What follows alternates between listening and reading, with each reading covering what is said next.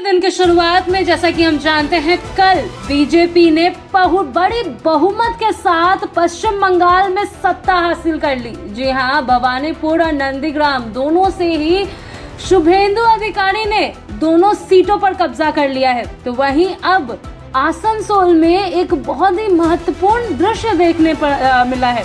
जैसे ही सत्ता बदली है, आसनसोल के दुर्गा मंदिर की पट खुल गई। जी हां, वर्षों पुरानी बंद हुई दुर्गा मंदिर कल जाके खुल गई। पश्चिम बंगाल के आसनसोल में स्थित एक दुर्गा मंदिर जो कई वर्षों से स्थानीय तनाव और प्रशासनिक कारणों के चलते बंद पड़ा था, अब फिर से श्रद्धालुओं के लिए खोल दिया गया है। यह घटनाक्रम उस समय सामने आया है जब राज्य विधानसभा चुनाव में भारतीय जनता पार्टी यानी बीजेपी ने बड़ी जीत दर्ज करते हुए राजनीतिक समीकरण पूरी तरह बदल दिया। जी हां, सोमवार को मंदिर के द्वार खोलते हुए बड़ी संख्या में श्रद्धालुओं और पार्टी कार्यकर्ता वहां पर पहुंचे और पूजा अर्चना कर इस मौके का उत्सव मनाया। इस मंदिर का संचालन श्री श्री दुर्गा माता चैरिटेबल ट्रस्ट द्वारा किया जाता है। लंबे समय से यह मंदिर साल भर आम लोगों के लिए लगभग बंद ही रहता था और केवल विशेष अवसर जैसे दुर्गा पूजा और लक्ष्मी पूजा के दौरान ही सीमित रूप से खोला जाता था। स्थानीय लोगों के अनुसार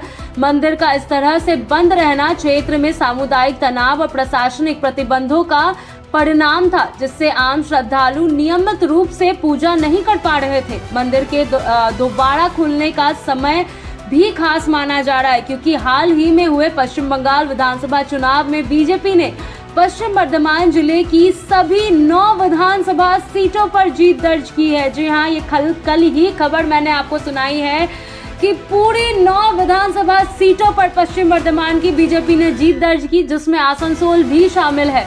इस जीत के बाद क्षेत्र में राजनीतिक माहौल पूरी तरीके से बदल गया और इस मंदिर के पुनः खुलने से जोड़कर देखा जा रहा है। स्थानीय लोगों का इस घटना को सिर्फ धार्मिक नहीं बल्कि सामाजिक और राजनीतिक बदलाव की प्रतीक के रूप में भी देखा जा रहा है। आसनसोल उत्तर से बीजेपी के निर्वाचित विधायक यानी कि कृष्णेंदु मुखर्जी ने चुनाव प्रचार के दौरान वादा किया था कि यदि उनकी जीत होती है तो मंदिर को पूरे साल के लिए खोल दिया जाएगा।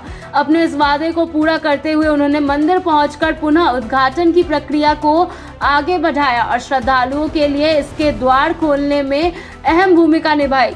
उनके इस कदम से समर्थकों में उत्साह और बढ़ गया। इस पूरे घटनाक्रम के पीछे पश्चिम बंगाल की बड़ी राजनीतिक तस्वीर भी नजर आ रही है। राज्य में बीजेपी ने अप्रत्याशित जीत दर्ज करते हुए सत्तारूढ़ ऑल इंडिया तृणमूल कांग्रेस यानी टीएमसी को सत्ता से बाहर कर दिया। जी हां, बीजेपी ने 293 में से 206 सीटें जीतकर स्पष्ट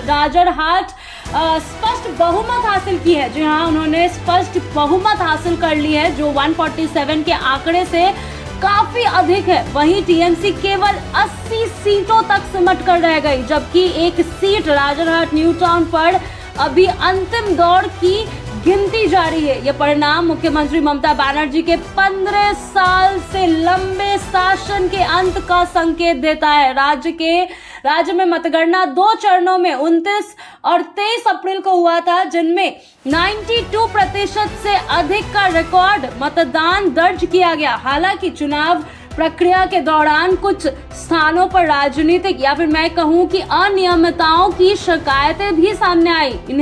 इन्हीं कारणों से फाल्ता सीट पर भी गंभीर चुनावी गड़बड़ियों का और लोकतांत्रिक प्रक्रिया में उल्लंघन के आरोप के चलते 21 मई को पुनः वहां पे मतदान किया जाएगा। इसके बाद 24 मई को वहां पे मतगणना की जाएगी और वहां की घोषणा जाहिर की जाएगी। आसनसोल के इस मंदिर का फिर से खुलना स्थानीय लोगों के लिए केवल पूजा अर्चना का अवसर भरा नहीं है, बल्कि यह लंबे समय से चल रही पाबंदियों के खत्म होने और क्षेत्र में बदलते राजनीतिक व सामाजिक समीकरणों का भी संकेत है। कई लोगों के लिए यह घटना एक नए दौर की शुरुआत का प्रतीक मानी गई है, जहां धार्मिक संस्थानों तक पहुंचे और सामाजिक संतुलन को नए सिरे से परिभाषित किया जा रहा है।